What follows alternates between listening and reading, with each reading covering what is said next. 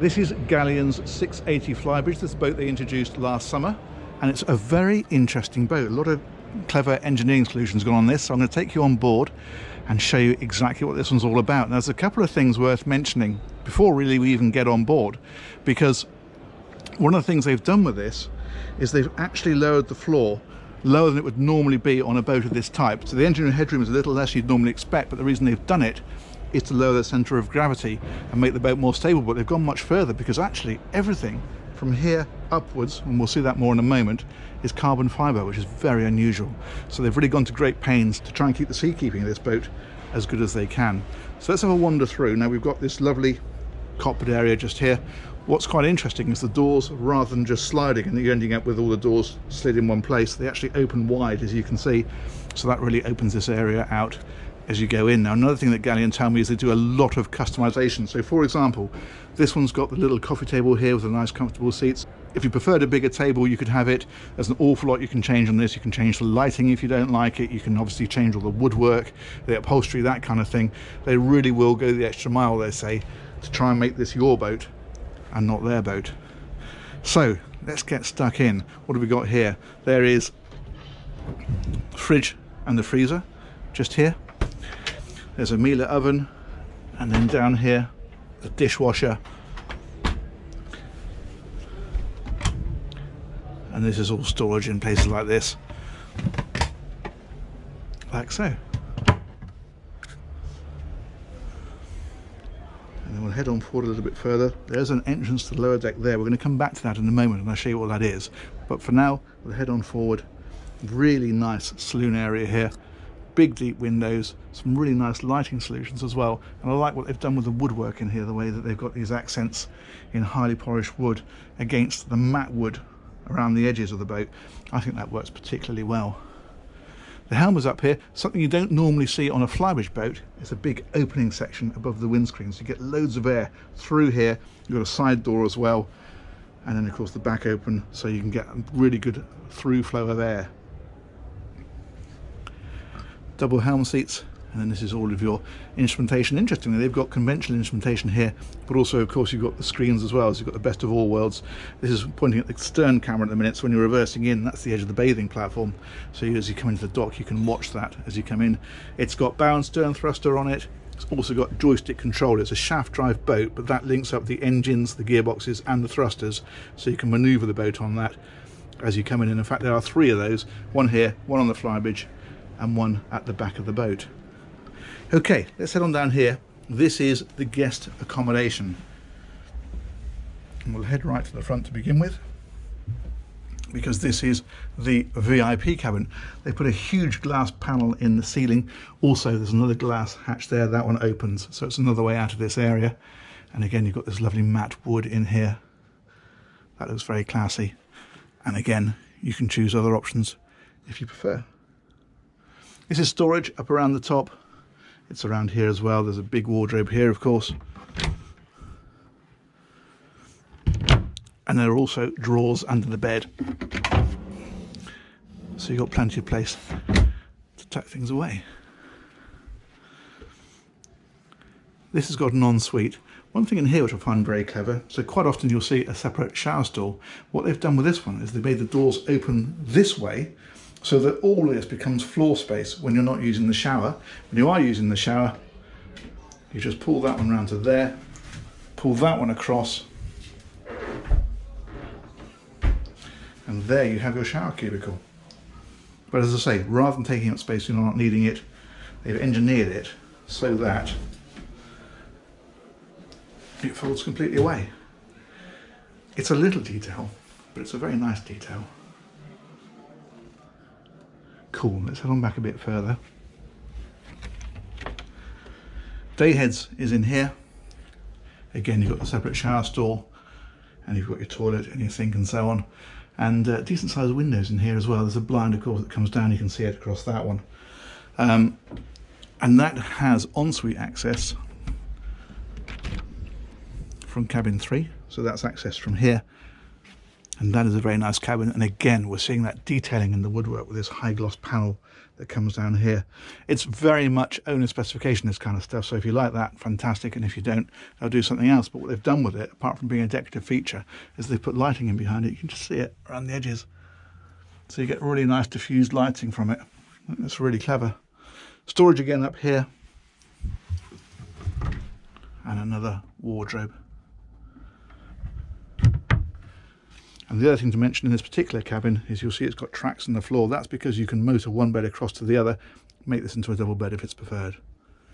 And across the corridor, exactly the same kind of thing, except this doesn't have access to the heads. So if you're using the heads at night on this one, you just come out of here, go straight across the corridor, and it's in that one. But again, decent sized cabin, and again that lovely detailing with the wood finish and the diffused lighting. Brilliant. Let's head on back, because further back down the boat we'll find the owner cabin, which of course is always worth a good look. So we'll head back through this area, and back here there are some steps, and this area is all master cabin. And look what they've done in here. This lighting is incredible. And they've got this panel across here with these cutouts, and you can see the wood through there. And again, it's all backlit. I don't know how well you can see that, but that is pretty impressive bit of engineering. Again, if you don't like that, you could have something different, but that is certainly pretty effective. What else have we got in here? Big wardrobe in behind here. This is storage all the way along here. And as we carry on round, huge TV. And on this side, you've got your dressing table. And again, Galeon are quite big into doing things like the way they formed this with all these curves rather than all straight edges. The way they've rounded this off, and this sort of floats above, which is very nice. Again, I believe there's a degree of customization there. You can have other things if you want. And that's for all your bits and pieces, your knickknacks. Big window in here, and that square there is an opening section, so you can get a bit of ventilation through here. And right at the back then is this cabin's ensuite.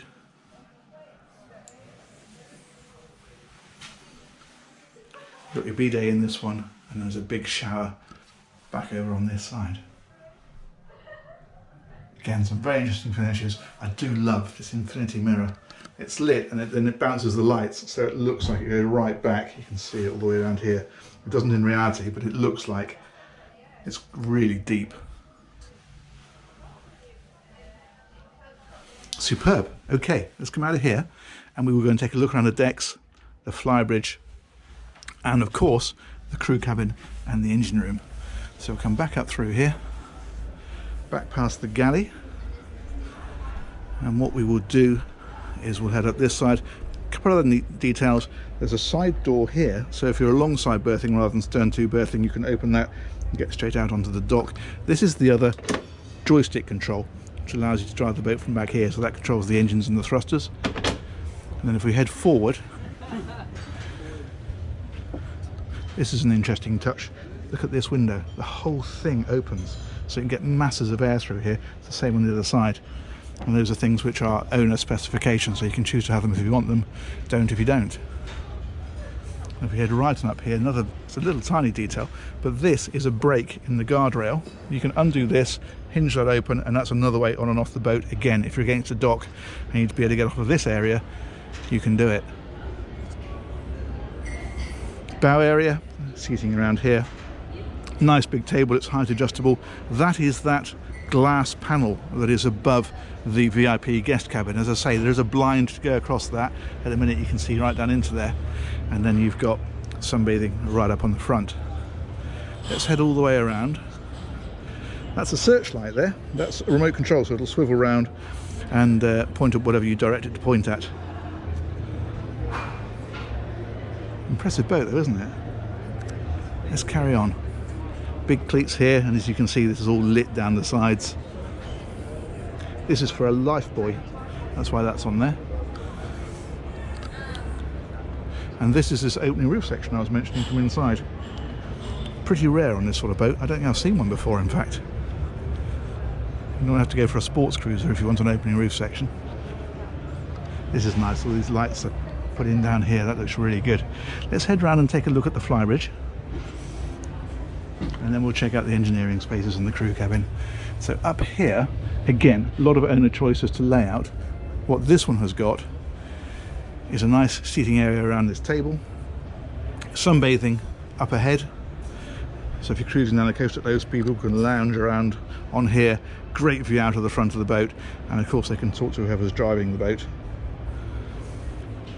And then you've got your bar area, great size,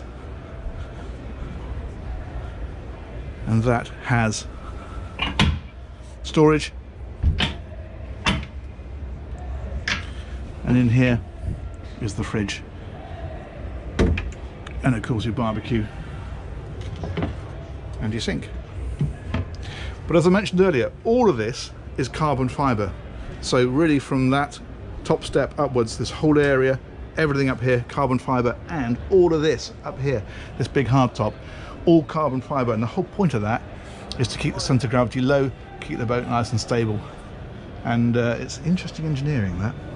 Really shows where their priorities lie, I think. And this is what we get to the back, this great seating area around here.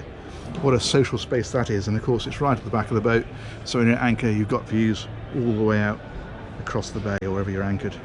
But that is a massive Flybridge, isn't it? 68-foot boat. Superb. Okay, let's carry on a bit further. So we'll head back down here. Aber das ist das, was ich nicht verstehe.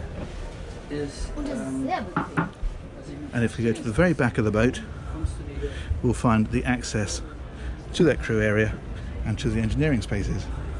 And that is through here. Now for a sub 70-foot boat, this again, I think is pretty reasonable. There is a toilet here and a shower, you can see that up there. And then over on this side, you've got two big beds. But what's nice is they put things in here like a fridge. There is a little cooker in here as well. You can put other things here if you want to. There's a sink.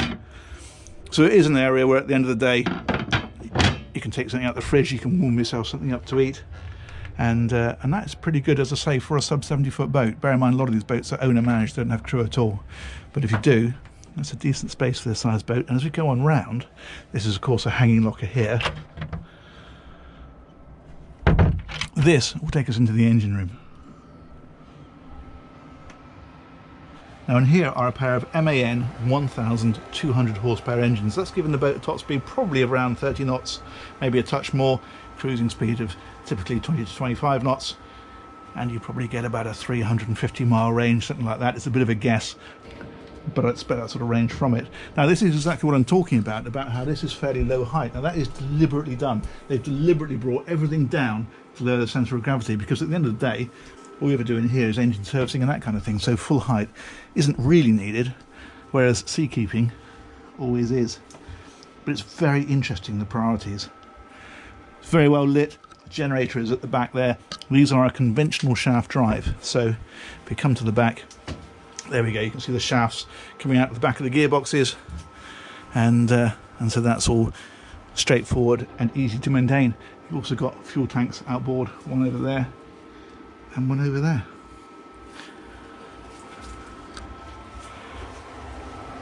So let's come back out here.